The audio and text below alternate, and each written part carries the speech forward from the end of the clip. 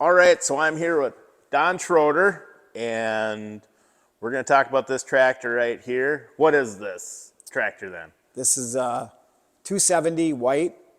It's I think it's a 1977 or a 78 model, and I think we bought it back in 84, and it had some hours on it, and I think it had like 900 hours on it when we got it. And do you remember where you bought it? We bought it from Niebuhr Implement over in Vermillion, Minnesota. Or, nope, that'd be Meesville. Yeah, Meesville. Yep. Meesville. Yeah, Werner is Yeah. in Vermillion. Vermillion and Niebuhr's in Meesville. Yep. So this tractor back in the day, the farm's different today than it was back then, right? Yes, a lot different. So let's go back to 1985. What was the farm like when you bought this tractor? The farm was 80 cows, baled lots of square bales, so it baled lots of square bales. And then eventually we put a big Westerndorf loader on it, and we had a semi-solid manure pit, so we loaded manure with it. And I'd say manure and made lots of square bales. It was on a small square baler. Which, pretty handy for baling with an open station. Yes, yep. And back then it was, I mean, today it's a small tractor, but back then it was decent size. Yes, it was medium size because we still had like a D17 Alice Chalmers and we actually had a WD-45 back then. So it wasn't our big one. I think this time we had a XT190 Alice Chalmers. So this is kind of middle of the road. Did this one pull the corn planter? Yes, pulled a John Deere 7000 4-row. 4-row wide, right? Yep, 4-row wide. Yep. So, and the difference between the farm then and now, the farm changed really significantly a year ago, right? Yeah, yeah. Cows left April 2nd, and yeah, the barn's gone. Silos are pretty much gone except one of them, and it's changed a lot. Yeah. And you guys transitioned over to, because today you guys are cash grain. Cash grain, yeah. But you started that transition years ago. 10 years ago, we started getting bigger grain than we were dairy. So. Yep. But this, back then, It was, still is kind of fun to drive. I mean, we're not going to sell it. At least my brother and I aren't going to sell it. We grade the driveways with it, and now that the cows are gone, it's not. It unloaded lots of chopper. We transitioned from lots of square bales to silos, and this was our wagon grain box, silage box unloader. We'd bring chopper box in with a pickup, unhook it. We had these quick hitches, and somebody would just sit and hook this back up and unload it. I mean, most of these hours, since we quit square baling in the last 20 years, this thing has unloaded lots of chopper boxes. Well, and you guys built a new barn along the way that didn't have a hay mow. Right, but we still had a big shed. Okay. A shed that was tied onto the barn. Kind of, I think you kind of had that up at your place where one was tied with a alleyway, right? Yeah, there was a walkway to that shed, yeah. Yep. I remember. And But yeah, so we still baled until we got enough silos built, and then we started, it was all haylage and corn silage after that. But. Yep. And, and haying back then versus haying today is a very different. Yes. When you were square baling it all, you just made hay all summer, right? Pretty much. Seemed like we unloaded hay all summer. Yeah, absolutely. And the mower we went, but. So this pulled the corn planter, what year did you guys go? I'm assuming you went from 4-row wide to 6-row narrow. Yes. I would think that must have been in the mid-90s. Okay. Yep. Yeah, early 90s, went to 6-row narrow.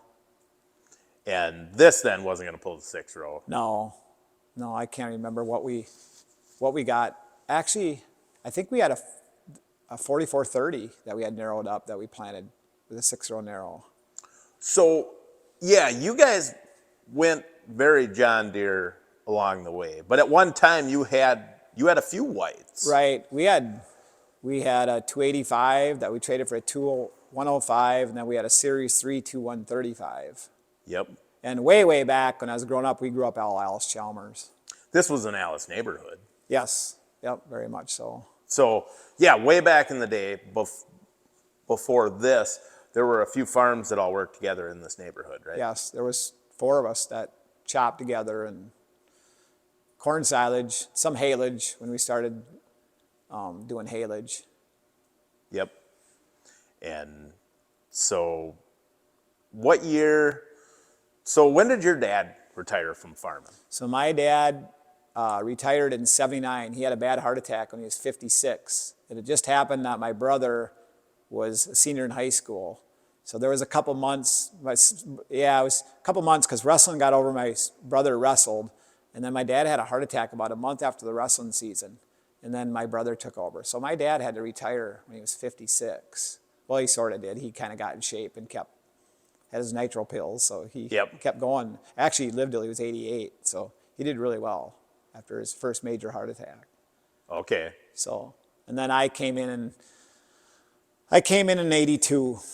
I graduated 82, and I was going to college for a while, and then we had a barn fire, and then I kind of decided whether I was going to farm full-time or keep going to school, and decided to build a single-story barn and went farming. My brother and I went farming together. Yeah, so the cows, I mean, you had more cows then, because how many cows was the old barn? The original barn was 30, and then my dad remodeled it once and went to 46, and then we had the fire, we went to 88 cows. Okay. And that's the one that we just tore down. And Yep. And then, yeah, so for an 88 cow herd, this absolutely a medium-sized tractor for the farm, kind of a go-to tractor then, because on a dairy farm, your big horse, you weren't going to do the small jobs with your big horse. No. It's almost, so a tractor like this almost got used for everything. Yeah, it did, because, well, then you started getting cabs, and then if anything you didn't want a cab on, this is the one that we used. Right. Because we haven't had a non-cab tractor. This is our last one. Every other one always had cabs. Right. And the reason that you kept it all these years is probably because of that. Well, that and unloaded haylage wagons. Yeah. I mean, that's really what we kept. And we used to mow waterways with it until it kind of got too small for that, too. Yep. You wanted a cab because it's hot and stuff. But we really kept it around for unloading. It was so easy to step up and unload, and you can reach the PTO from the back.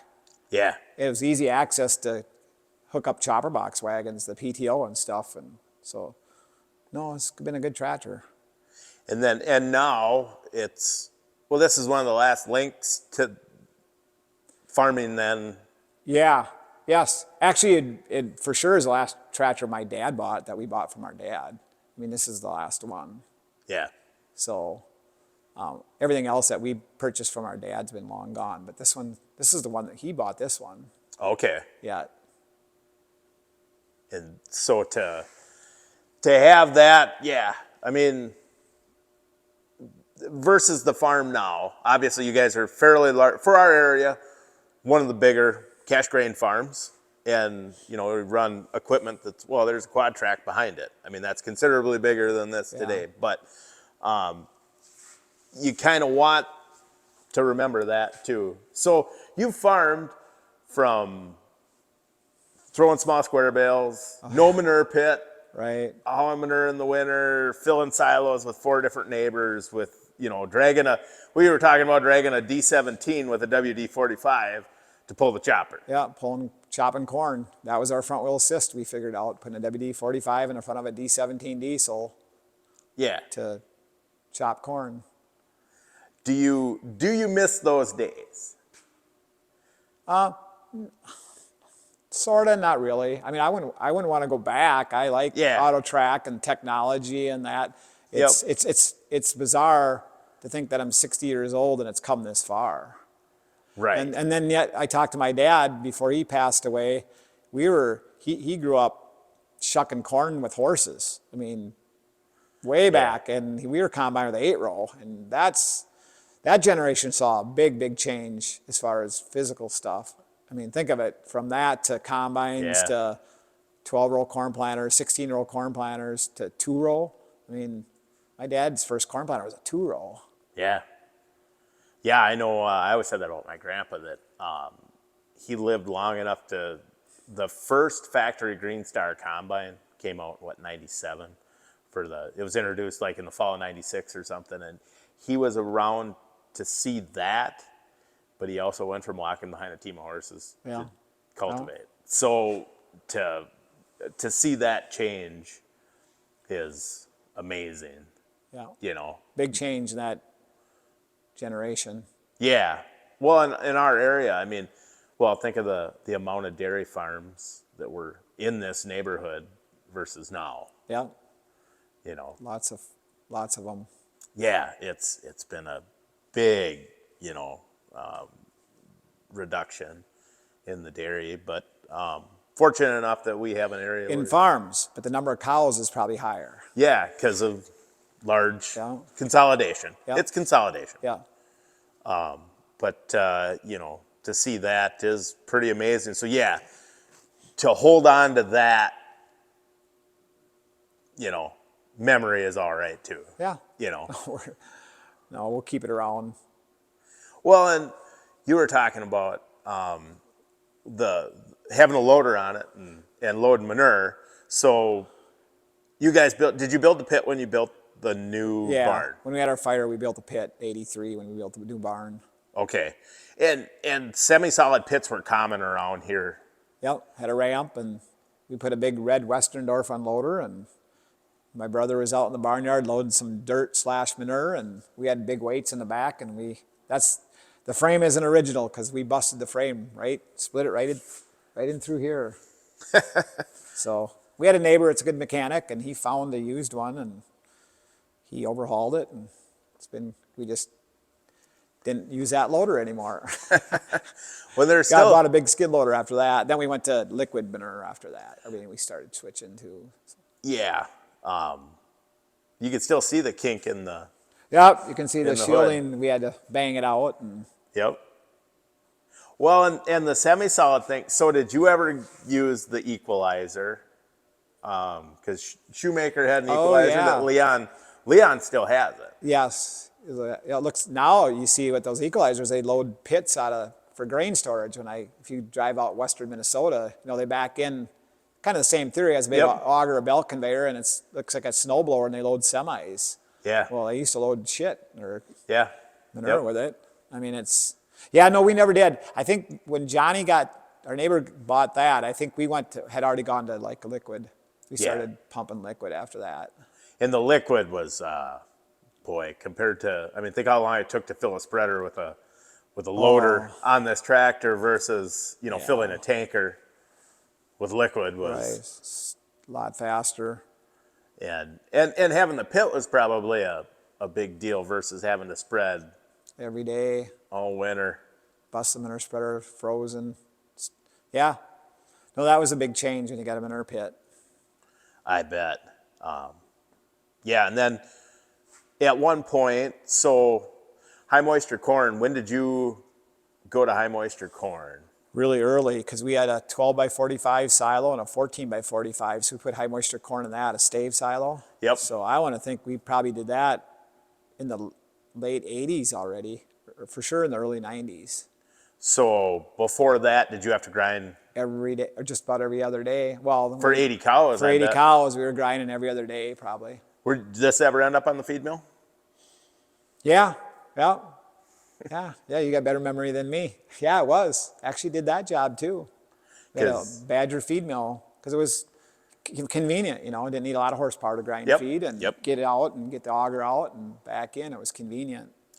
Were you, was that dry shell corn or were you guys picking corn? We were still picking corn. Okay. Had a crib and shovel it out of the crib. That was a fun job. Yeah. Yeah, lots of fun. Right. And then you did end up building a harvester for high moisture corn too. Yes, we built a 20 by 70 harvester, and then we put ear corn in it.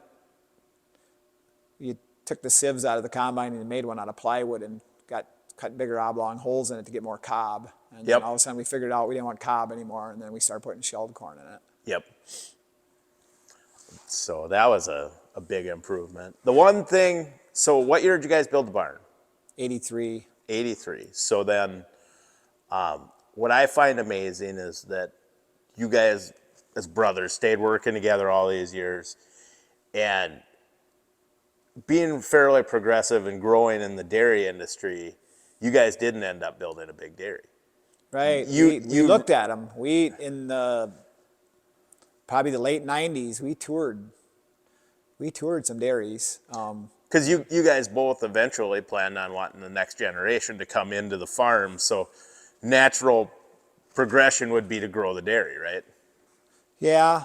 To be honest with you, I don't know if we, see, I got married late, so I didn't, 95. We had looked at, before I even got married, we were looking at, so I had to be, I got married in 92, so I'd say in 90 we were looking at parlor setup. So we just, after we toured them, we just thought that we wanted to be the ones milking, and everyone we toured, they were managers. And they were hiring fires and kind of managing. And John and I just decided we milk cows. We're going to still milk cows. So that's kind of why we didn't do that.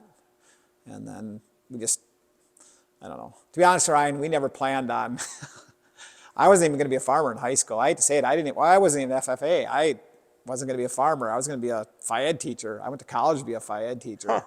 So I had and then all of a sudden I started liking it. My brother had farmed for 3 years. So, and then all of a sudden I started liking it. So, and John and I never set out to say, okay, we want to do this or that. It just kind of happened.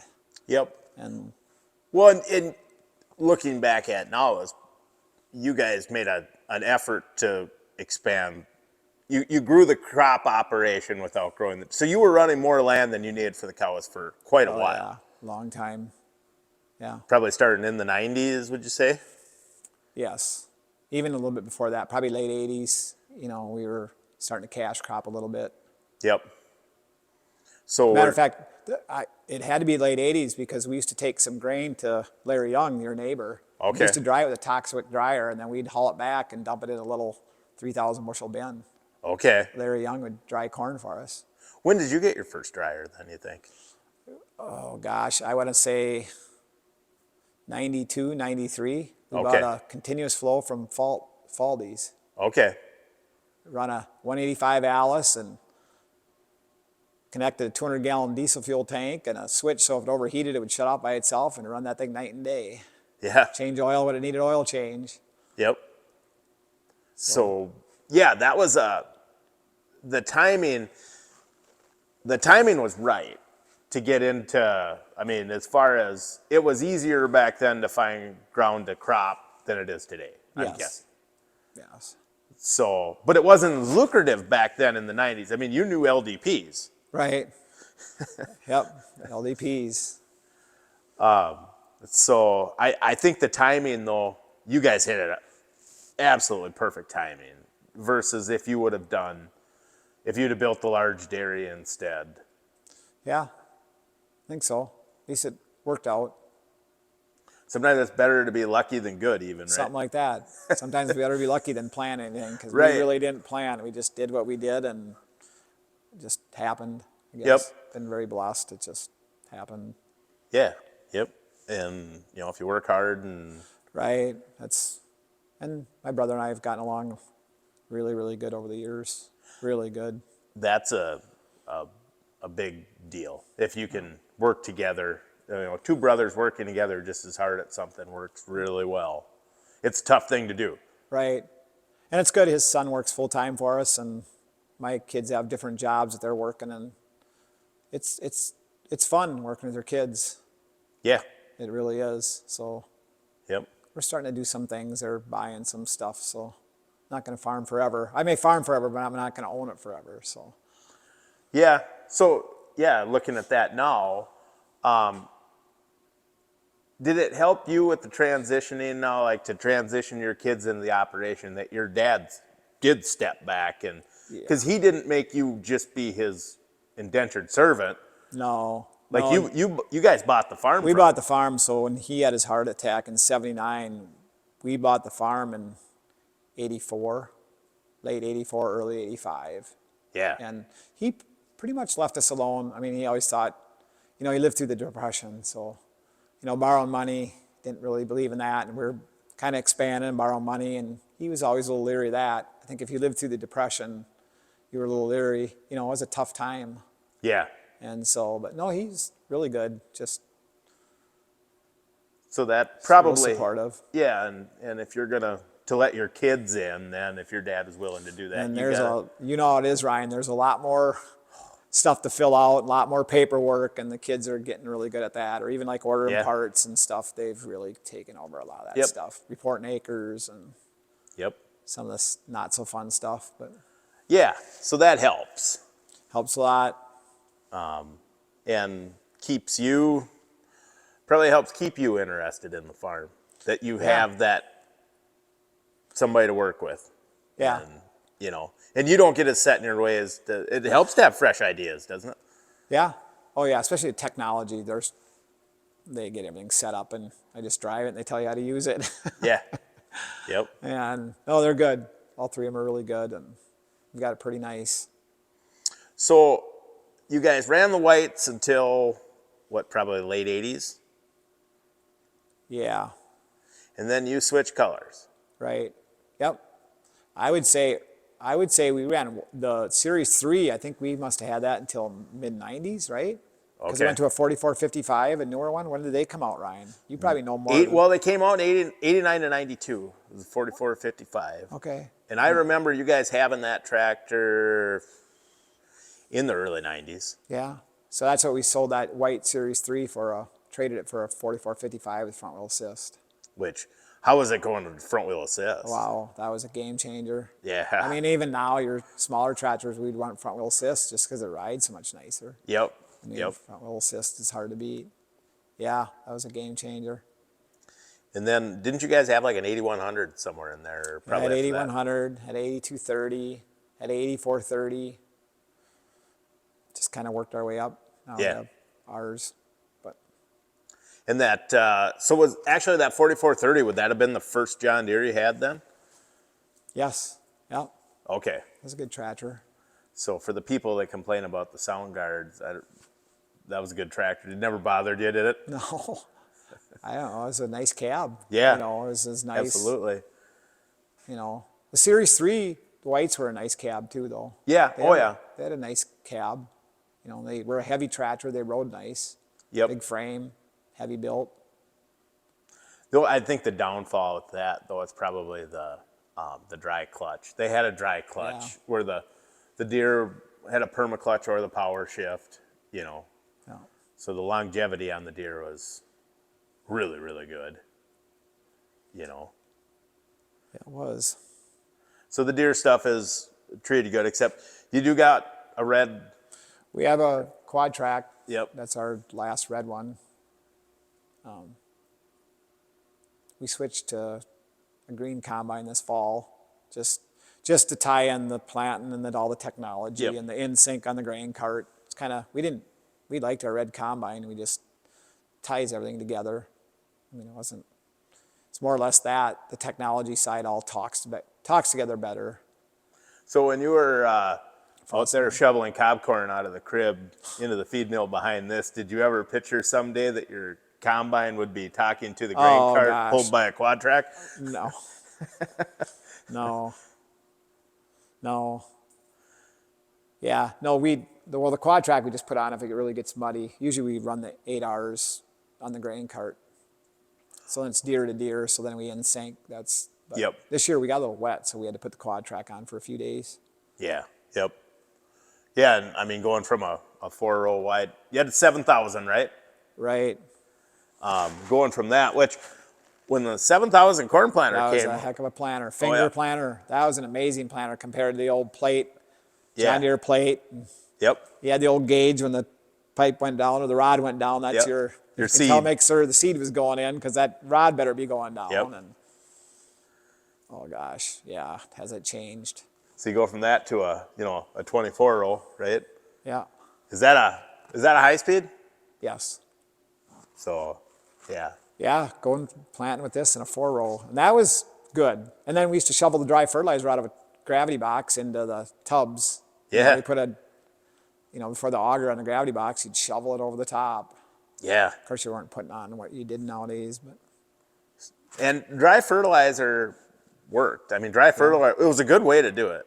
absolutely was. Well, didn't you guys had a planter, like a fairly new planter that you Yeah. rigged up with a pneumatic. Montag, yeah, we had a 16 row that we had dry fertilizer, a Montag air system.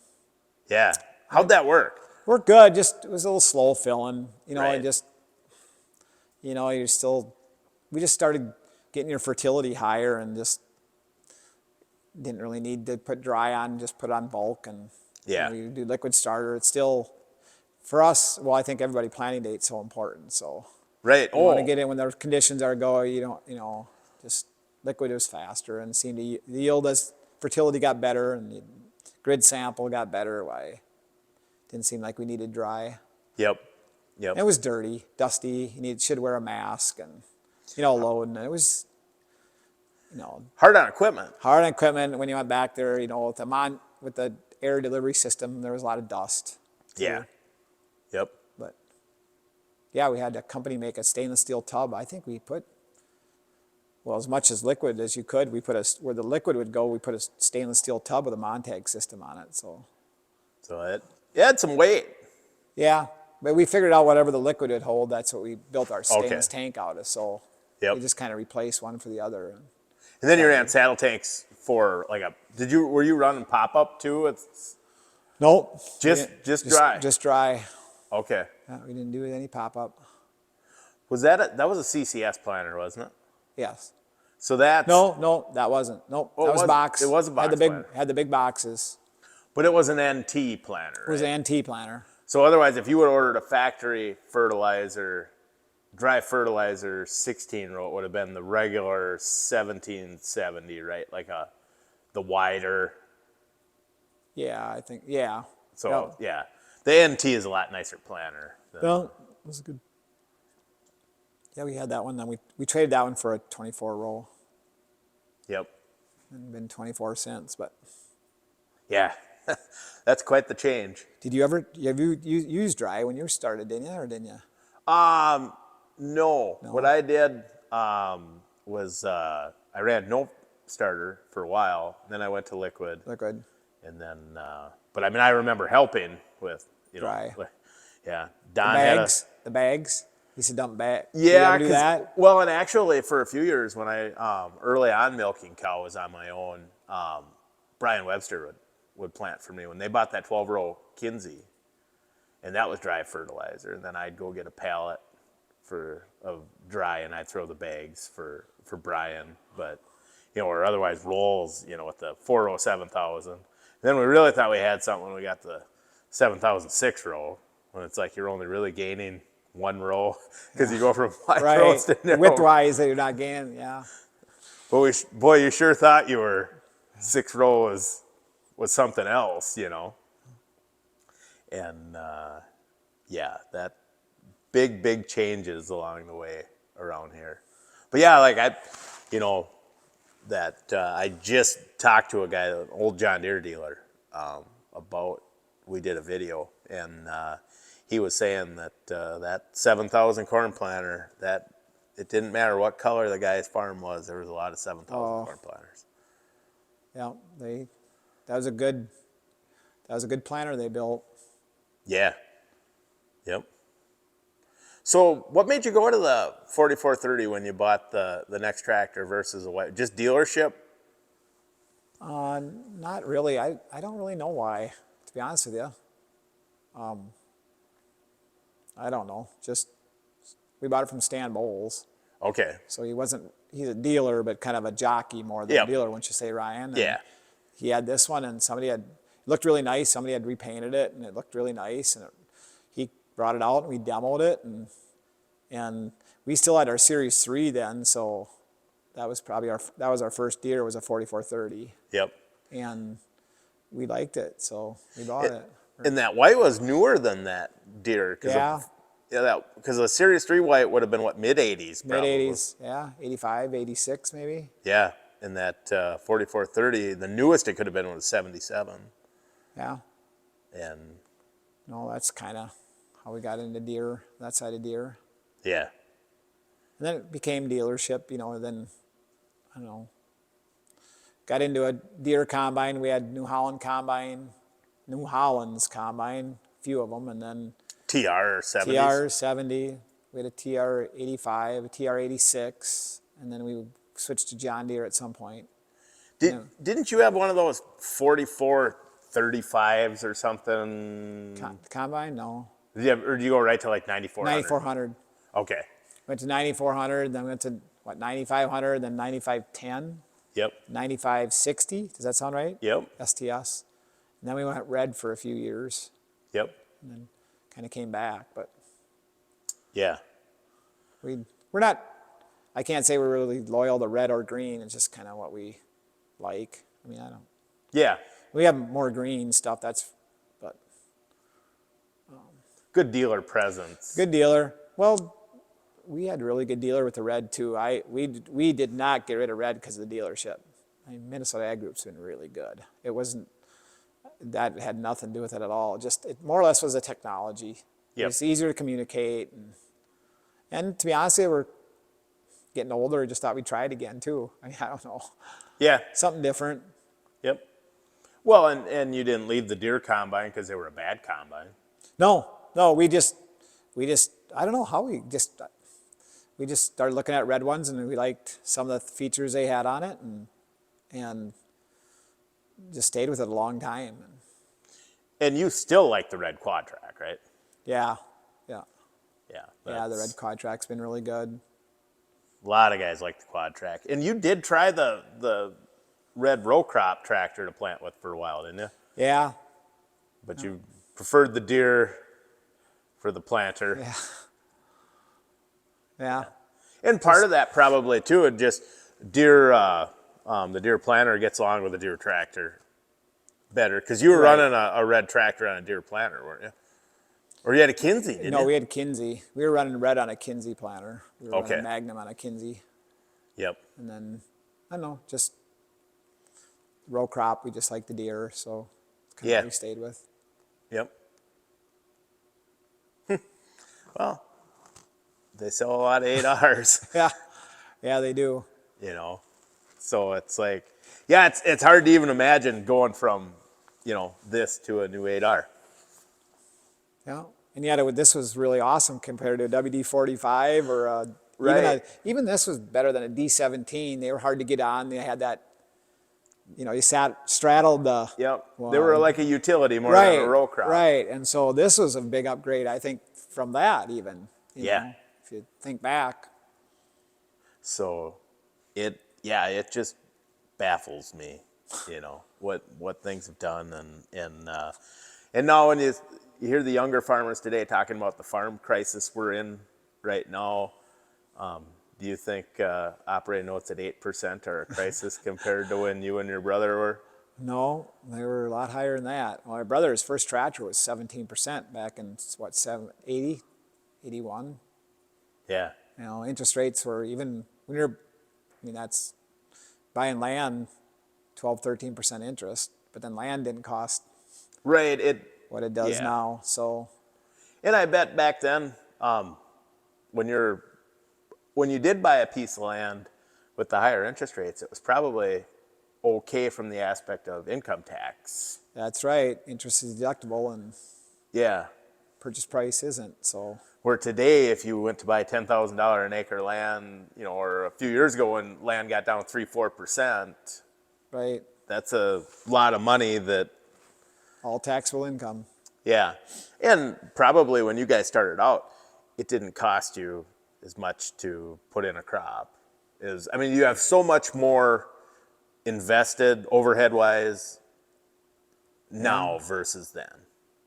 Yeah, I don't know I guess I don't really, I'm sure we do, but if it's a percentage higher or lower, I guess I don't know without going back, and I don't know.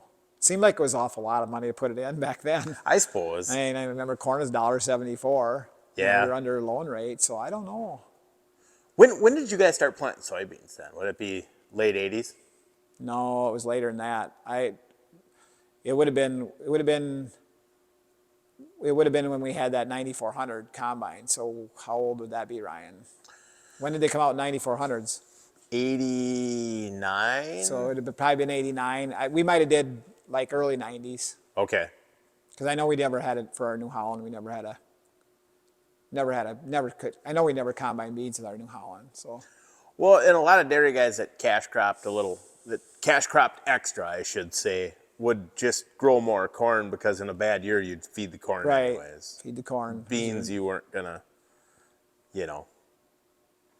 Yeah, and then now, yeah, it's hard to believe not grow. Although there were a few guys that did grow some beans they'd roast them. Yeah. Remember that? Somebody'd come around with a roaster. We never did it, but they had like a portable roaster. They come Yep. out and roast beans and I remember it smelled really good. yeah. You know, roast beans smell good, but it was a lot easier to roast beans when beans were 5 something a bushel versus Yeah. 11 or 12. You know, and yeah, the thought of feeding that through cattle now today would be hard to do, but. Yeah. And you guys never really got into like the cattle showing and stuff like that. No, never got into that. They're just milk the cows and so your brother though was a dairyman. Yeah. Right. Like John, he was a dairyman. He knew Yeah. cows. I mean, I don't know at what point he sort of took care of the cows. I mean, we'd help, but I did more of the cash crop side. He did more of the cows, and we had a really good herd average when we sold, and that was him. And he was a really good cow man. Yeah. It's been a little unusual for him this winter not having cows. This is his first winter without cows, but I think he's enjoying it. Yeah. You never missed the cows when they left then, did you? No, and I don't know that he has either. You miss the idea of them, and we had a pretty nice facility that we just didn't want it rot. So we tore, the Amish took the barn, and the Mennonites took the silos, and we sold the one harvester, scrapped the other one out, but we just didn't want it all single-story barn. What are you going to do with it? Right. So when the Amish said they'd take it and utilize it, why, go for it. So. Are you going to keep the one harvester you got left? Yeah, kids want to keep it, so we'll probably keep it. I guess I could go either way, but the 2090, we'll probably keep it just for it looks all right out there. Yeah. Yeah. That was, boy, when you guys built that silo, that was something else. Yeah, that was a big silo. How much of this did your dad see? Like, when did he die? He died 2008. So he saw a lot of it. The dairy was set up other than the last harvester we moved from that Yep. Fisher farm. So he saw all the big silos, and he saw the bigger grain, not the bigger grain bins. I think he saw the 85,000, and actually he saw the 85, 65, 75. He saw all them. okay. We've been in this quite a while now. You don't think Yeah. so, but it's like, yeah, he was around. 8-row, we had 8-row Yep. red combine, so Did he ever just shake his head or think it was? I don't know what he thought. He says, I don't know. Like, He was real proactive. I mean, he always was, he was, because he didn't grow up on a farm. He was a city kid, so. really? Yeah, grew up in Minneapolis, St. Paul, and then left home when he was like in 7th grade and lived with his sister up in Milltown, Wisconsin. And she was older than he was and had cows, and that's how he got into cows. And so when he got drafted in World War II and went to war and then come back and was a professional painter, painted hospitals and big houses in California. Really? And then he come back, and somehow my mom grew up down here as a Lance and met her at a dance or something. He was back visiting some friends, and so my dad, other than helping his brother-in-law, he was a city kid, grew up in Minneapolis, St. Paul. So how'd they end up on this farm? Or Then it came up for sale.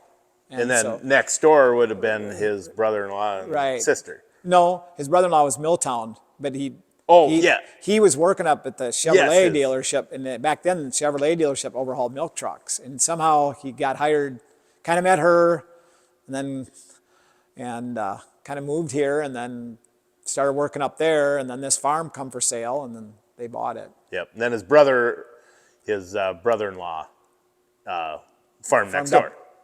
Yeah, George. Yep. Yep. Yep. On my mom's side. Yeah. Yep. Yeah.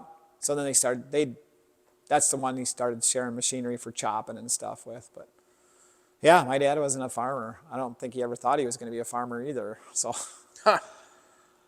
Yeah, that's funny. just coincidence. Yeah, it's a small world. We're some days we're too close to the cities, other days not. Sometimes it's good to be this close, and sometimes it's not. You got that right. You know, so we've seen a transition around here. Like not just, I mean, the dairy disappearing around here is one thing, but I mean the influx of new houses and stuff has been a Well, every year, a few yeah. more coming in Yep. from houses, and it's a nice area. It's a Shh. I like. Shh. We're not Yeah. supposed to tell them that. Yeah, we don't talk about that. It's terrible to live here. Crime is horrible. Yeah. Yeah. Yeah. Yep. It's been an interesting ride, you know. And heck, you know, my grandpa left the farm to move to the cities, and then Dad, you know, was his, you know, Dad grew up on the family farm on the summers and weekends and stuff like that. He'd be at the family farm, and then Dad's big plan when he got out of was going to come home from Vietnam and farm with his grandpa, and then his grandpa died during Vietnam. So when I was a little kid, Dad was always going to get his own farm. I'd heard that, you know, and then, you know, so it just so happened to end up here, you know. And so, if I remember right, the farm your dad bought is the farm my wife Grew up on. grew up sorta, but that's where her dad grew up. Yeah, yep. So It was Alfred's. Alfred's, and then Yeah, Alfred is my wife's grandpa. grandfather. Yep. And That's kind of ironic too. yeah, and Alfred everybody said he was a really good farmer. Yeah, he's a hard worker. Nice land. That's a nice farm. Yeah, good land down that way. Yeah, that's why I always kind of laugh when I moved up here. You know, what a change it was. Well, that's what got me into drain tiling. I grew up down there where you just didn't worry about that. Right. Yep. Yeah, where you are, you need tile, or it sure helped a lot. Yeah, it changed that farm. Yep. What do you figure your crops are 30-40% better since you tiled? Oh, probably more than that. Probably more than that. Because remember that stuff on the south side of the farm down by Marsh's, well, a lot of that Tingelhoff just abandoned Right. when I had bought it. And the rest of it, they just leave it in hay because it was too wet. So you grass hay on there and you take it and When you could get at it when it's dried out. yeah. You know, and then we pattern tiled that. And I mean, the averages we pull off that farm is just crazy because the nice thing about it is I've got a lot of topsoil on that farm because it was low. Yeah. And it's in a valley. So all the topsoil from everybody else runs down. Above. So that worked out really well. But yeah, it's funny. You grow up with really good, you know, in a really good area, and you know, I used to kind of wonder what the heck Chad was doing. Yeah. But still good land once it's, you know, a little bit of drainage work and stuff like that, and then it's still really, really good land. It just was wetter there, you know. So, you know, I don't know. That farm kind of set me and that farm, it's controlled my life. It's kind of pushed me towards the directions I was supposed to go, I think. You know, even like with the dairy, you know, got me out of dairy at just the right time. You know? Yeah. I milked cows at your farm quite a bit when I was a kid, when the neighbor would go Yeah. on his vacations, and I milked cows in your barn quite a bit. Yeah. Well, it was you know what, it's still, I think everybody in this neighborhood pretty much all gets along. Yeah. To this day. Good. But it was a tight neighborhood way back when. Yeah. And it is cool that one of the farms in that group is still milking cows. And Yeah. that's awesome to see because, you know, the dairy breakfast there this year Yeah. was pretty cool. Yeah. That was really good. Yeah. You know, So it's, yeah, looking back on it, are you happy with the state agriculture today versus? Yeah, except I think the whole regulations are going to get tougher and tougher, but Yeah. other than that, it's good. It's good. Just it's changing. Just kind of got to change with it and Yep. figure it out. Yep. Adapt, I guess, is what Yeah. you got to adapt. Figure it out. I mean, if the cash cropping was the thing to do, but if it would have been better to just keep milking more cows, you'd have done that too. I mean, it's just you go with. This area wasn't all dairy. You ever look at Red Wing Grain over there, and they got that thing in the office where they talk about Red Wing, Minnesota was the biggest wheat port or something in the U.S. at one time or something. And this area really didn't get dairy until the turn of the century, I think, 1900s. Because the creamery was founded, 1909? I guess I wouldn't know, but it sounds about right. Yeah. So, it just, agriculture's constantly, Changing. evolving into something. And this is where we are today, and That's what you deal with. yeah. So we'll see what the future holds, Who knows? I mean, crop farming could be really good if we're going to run sustainable aviation fuel for a long time. Who knows? Yeah. But either way, still going to need farmers. Yep. Got to eat. Yeah. Yep. So, yeah, that's a good attitude to have. You can't, I find myself dwelling in the past sometimes too much, but I still think if I could, my favorite era of farming would be like, 1990, when equipment was getting just a little bit nicer and, 80 cow dairy. You guys were a large dairy in 1990. That was a good sized dairy farm. Yeah. But it was two of us, so you divide the income in half. So it's Yep. so it was good. It just dividing two of us, why it needed to be that big to support two families. Yeah, absolutely. So, yeah. So all in all, things are all right, Things are really good. Really good. So, yeah. No, you're not planning on switching back to AgCo. No, probably not. Okay, all right. Well, I just I don't want want to pick on anybody, but probably not. But not going to sell the 270 either. At least no. Keep that around. keep that around. And yeah, so you're not going to get into the business of buying some of the old tractors back and fixing them up either, though, No, I'm not into that. right? Okay. No, You don't want to find the 4430? no. Are you going to keep the 78? Because that'd be your next oldest tractor, right? Oh, 7810. 7810. That'll be a keeper. The kids like that. It's a good tractor. We've had that one since we bought that new, ordered it, gold keyed it, and I don't see us selling that one either. Yeah. I don't even see my kids selling that one. Kids may ditch this one some point because kids grew up with the 7810, sort of like I did at this one. So, Yeah. This one, when John and I are gone, this one might be gone too. But 7710 will stay, I think. 7810 will stay around. First front wheel assist. Well, it wasn't the first, 4455 was, but no, 7810 is a good tractor. Yep.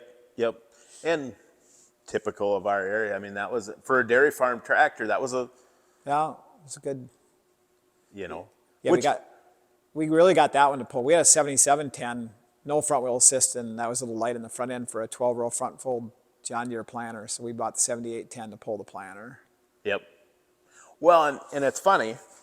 So that 7810 kind of is a more modern version of what this tractor did. Yeah. Because it did Right. all those chore type of jobs. Yeah. And pulled the planter and stuff like that. And at the time when this tractor was new, 200 horsepower tractor was huge. And when the 7810 was new, 400 horsepower was, and you double the horsepower of this, you're about at a 7810. So it's kind of funny how that works. And stepped up and. Yeah, now guys are planting with 400 horsepower tractors, and Deere just released 800 and some horsepower quad track. So it just goes to show. And I mean, like you said, when this tractor was was new, a 70 horse tractor or diesel Well, it's a pretty good size. was a good sized tractor. So, so I think going forward, I don't know. At some point, maybe we're gonna when the autonomous stuff really kicks in, maybe they'll be smaller. I don't know. Be more of them and smaller. Yeah. I don't know. Otherwise, I mean, yeah, I'm sure Case IH is gonna have a 1,000 horsepower tractor coming real soon. Yeah. Because yeah, what are the new combines that? Yeah. Yeah. Big horsepower. Yep. It's just amazing that how fast all this stuff has changed.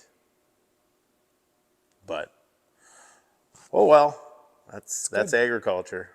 So or it goes full circle and then they're gonna have to learn how to handle horses, and I don't want to deal with that. I'm not a horse guy. No. No, but we wouldn't have a We always bribed our kids. We told them no horses and we'll get a four-wheeler instead of a horse. That was better. If they didn't want to ride it, you just shut off and pull it in the shed. But horses, yeah. either love them or you're glad somebody else loves them. Yeah.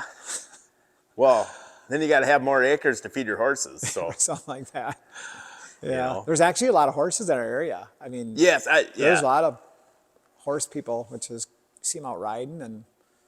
Well, and I'd even say, you know, back we used to have 2 feed mills in town at one point, and I can remember going to Dyson Nugent, you know, starting probably, you know, I'd say 20 some years ago, you started noticing like you didn't want to go to the feed mill on a Saturday because it was nothing but people getting horse stuff. Right.